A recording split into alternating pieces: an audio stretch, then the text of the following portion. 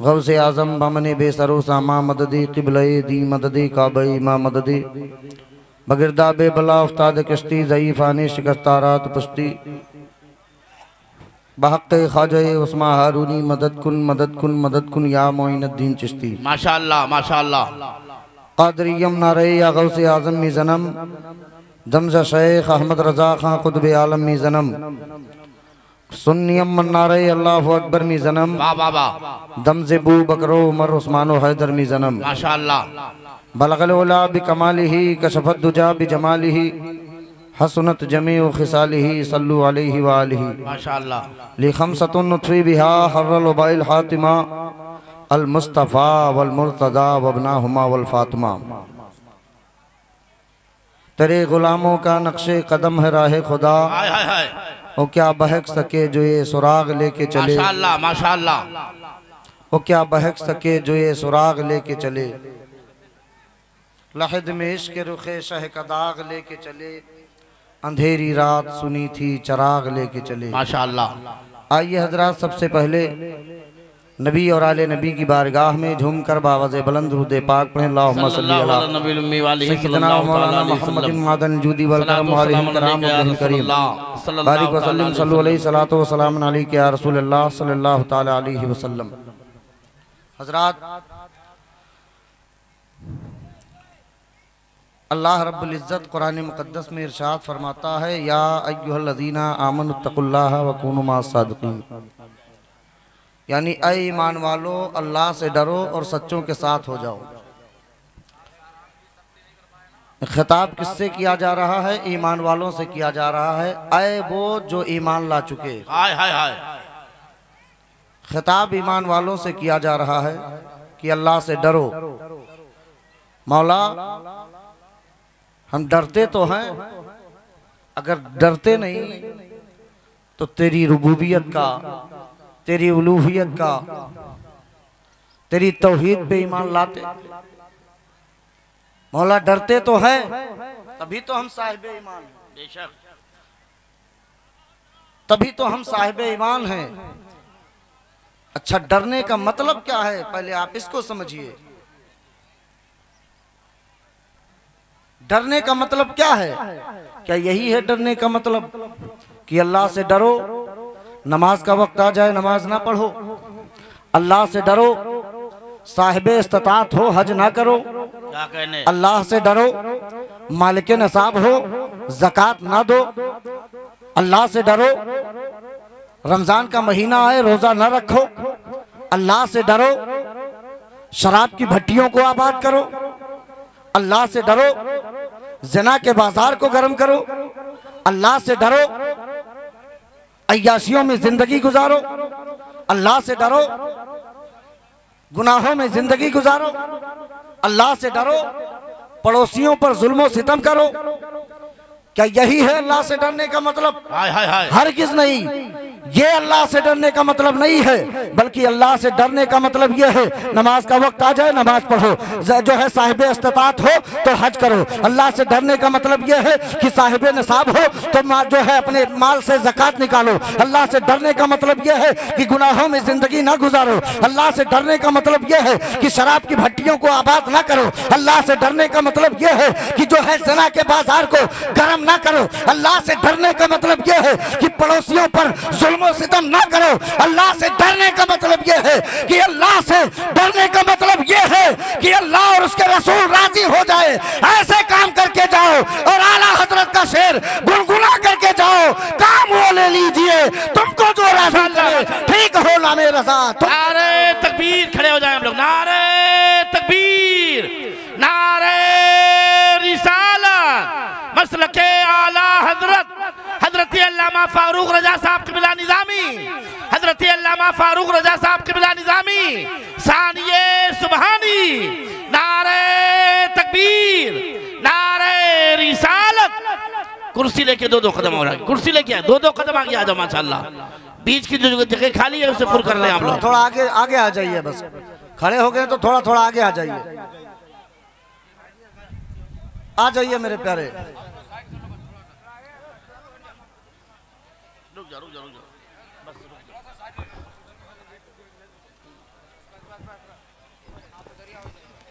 माशाल्लाह।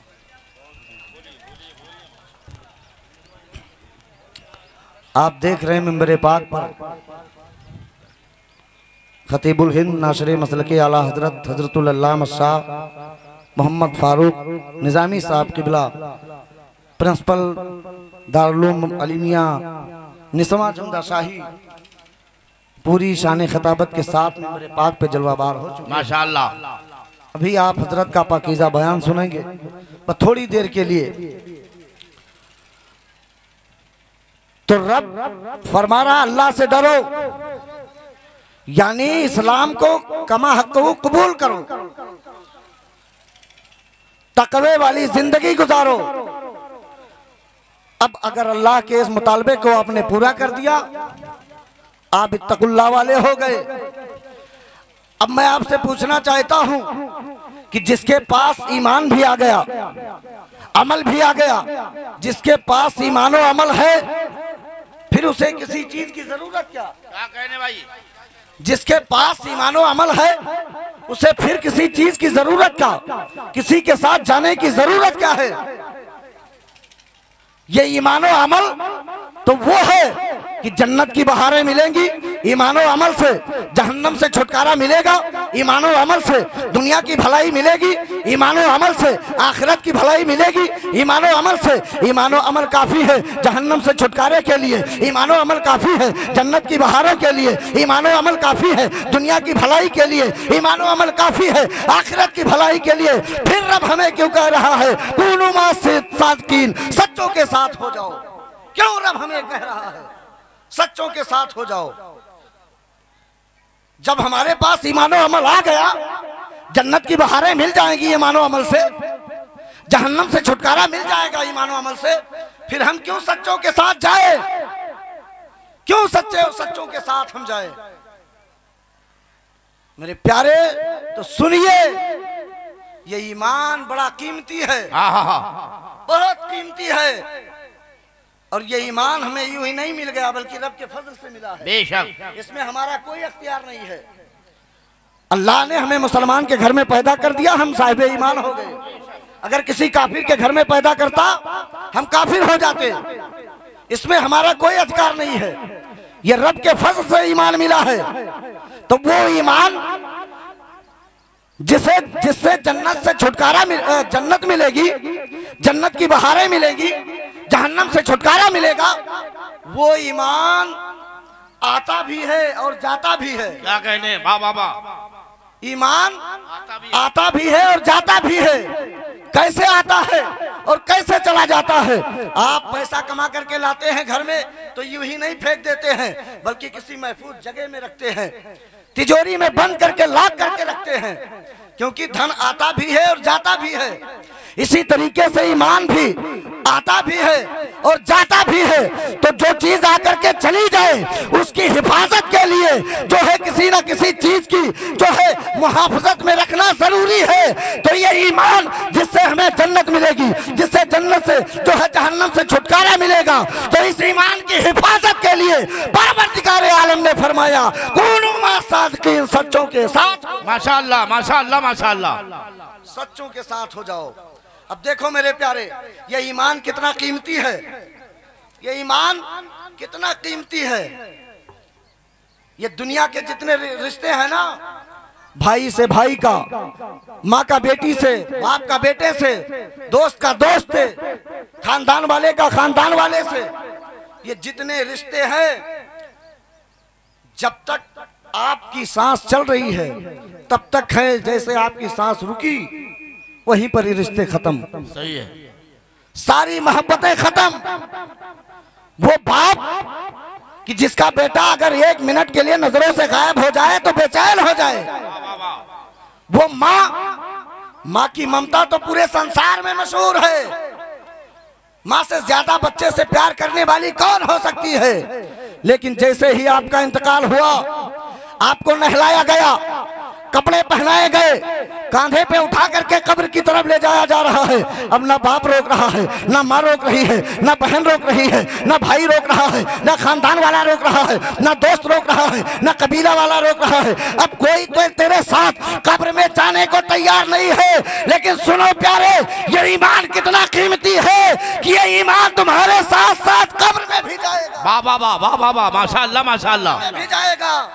कितना कीमती है ये ईमान, कितना कीमती है, तुम्हारे साथ साथ कब्र में भी जाएगा। मेरे प्यारे, कितना कीमती है, मिला रब के फजल से ये ईमान। फिर हम इस वजह से उसकी कदर नहीं कर पा रहे।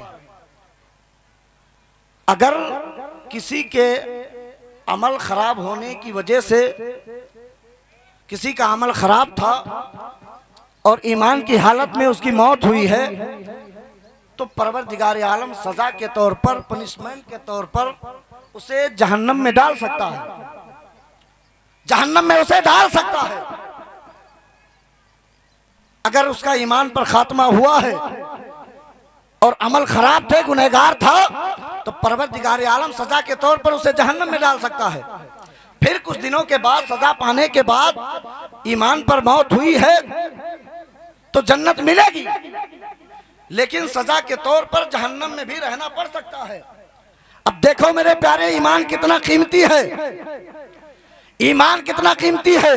वो ईमान जिसे जन्नत की बहारें मिलेगी, जहन्नम से छुटकारा मिलेगा।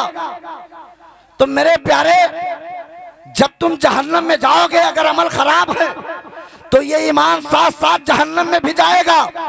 अब ईमान से पूछो कि ये ईमान, तू तो जन्नत का फूल है, जहन्नम में कैसे आ गया? तो ईमान जवाब देगा, कुर्बान जाओ, ईमान पुकार के कहेगा कि अरे जब इसने दुनिया में हमारा साथ नहीं छोड़ा, तो अब आज इसके बुरे वक्त में हम कैसे इसका साथ छोड़ दे? अरे आज अगर हमने इसका साथ छोड़ दिया तो इसे जन्नत में कौन लेकर के जाएगा? जन्नत की बाहर कौन? माशाअल्लाह माशाअल्लाह माशाअल्लाह, कितना कीमती है मेरे प्यारे। तो ये ईमान आता भी है और जाता भी है।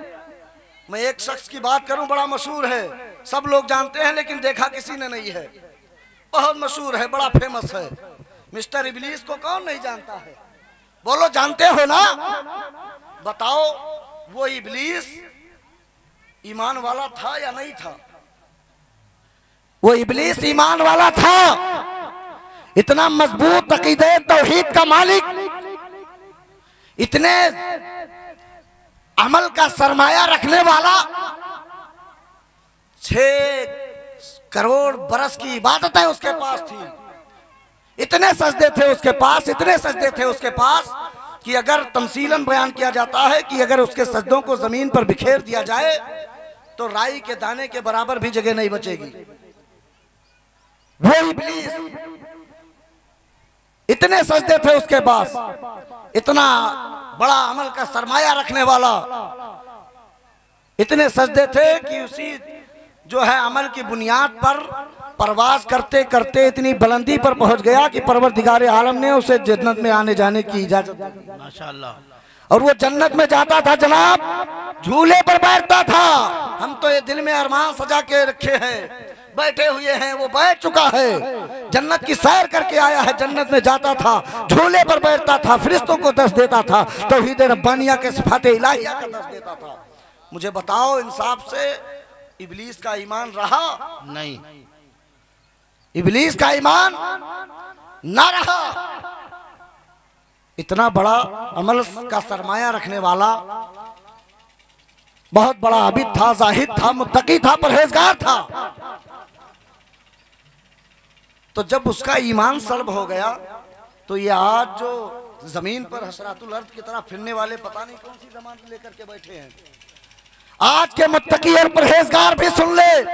वाकया बड़ा मशहूर है कि जब परवरदिगारे आलम ने तमाम फरिश्तों को हुक्म दिया कि आदम को सजदा करो, सारे फरिश्ते झुक गए, ये अकड़ गया, ये ना झुका, रियासतें तबाह कर दी गई, मुजाहिदात बर्बाद कर दिए गए, सारे अमल गारत कर दिए गए, ईमान सल्ब कर लिया गया, ईमान ना रहा इसका। और एक चीज और अवामी तौर पर ये बात जहन में आती है कि यार उसने सजदा नहीं किया तो उसका ईमान सल्ब कर लिया गया। फिर परवरदिगार आलम ने हमें भी तो सजदे का हुक्म दिया है, हमें भी सजदे का हुक्म दिया है, हमें भी नमाज पढ़ने का हुक्म दिया है। उसने एक सजदा ना किया, उसका ईमान सल्ब कर लिया गया। हमारी पेशानियां तो न जाने कितने सजदों से महरूम है, फिर भी हम साहिब ईमान हैं, गुनहगार तो हैं लेकिन साहिब ईमान हैं। तो सुनो प्यारे, मैं बड़ी जिम्मेदारी के साथ ये बात अर्ज कर दूं कि सजदा करना ना करना ये अमल है, अमल। और अमल की खराबी से इंसान काफिर नहीं होता है बल्कि गुनहगार होता है। बहुत अच्छे। और परवरदिगार आलम ने उससे फरमाया तूने सजदा क्यों ना किया, तो उसने नबी से अपने आप को बेहतर बताया। ये अमल नहीं, ये अकीदा है, और अकीदे की खराबी से इंसान काफिर हो जाता है। बहुत अच्छे, बहुत अच्छे। अकीदे की खराबी से इंसान काफिर हो जाता है। तो परवरदिगार आलम का फैसला है कि जो मेरे महबूबीन के बारगाह का गुस्ताख होगा वो सब कुछ तो हो सकता है लेकिन साहिब ईमान नहीं। माशाअल्लाह, माशाअल्लाह, माशाअल्लाह। साहिब ईमान नहीं हो सकता है। बस आखिरी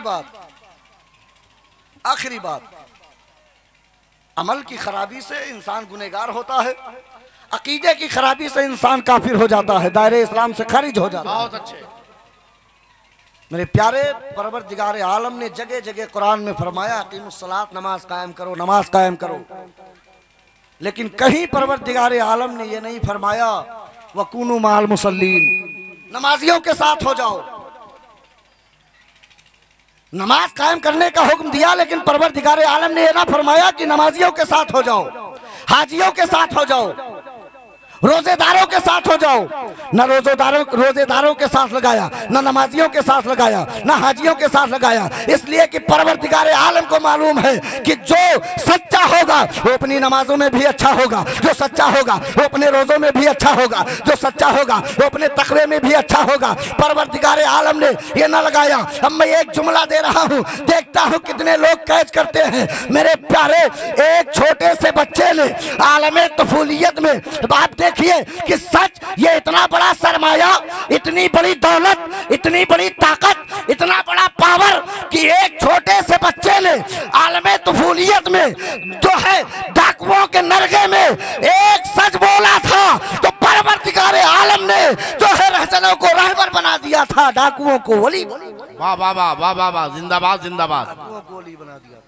मेरे प्यारे, यह ईमान बड़ा कीमती है, इसकी हिफाजत के लिए हमें अल्लाह वालों से जुड़ना होगा, हमें बुजुर्गों के दामन करम से वाबस्ता रहना पड़ेगा। और आज की दौर में कहीं और जाने की जरूरत नहीं है। चले जाओ बरेली के ताजदार इमाम अहमद रजा खान के दामन से वाबस्ता हो जाओ। कसम खुदा की, यहूदियत का जलजला आवे, नसरानियत का जलजला आवे, देवबंदियत का जलजला आवे, राफजियत का जलजला आवे, खारजियत का जलजला आवे, वहाबियत का जलजला आवे, देवबंदियत का जलजला आवे, कादियानियत का जलजला आवे, अगर आपने आला हजरत के दामन को पकड़ लिया, ताज शरिया के दामन करम से लिपट गए, कसम खुदा की न तुम्हारे ईमान को पर कोई डाका डाल सकता है, न तुम्हारे अकीदे को। बहुत अच्छे, माशाअल्लाह माशाअल्लाह। नारे तकबीर, नारे रिसालत, मसलके आला हजरत हजरत अल्लामा मुफ्ती तुफैल रजा साहब क़िबला, नारे तकबीर।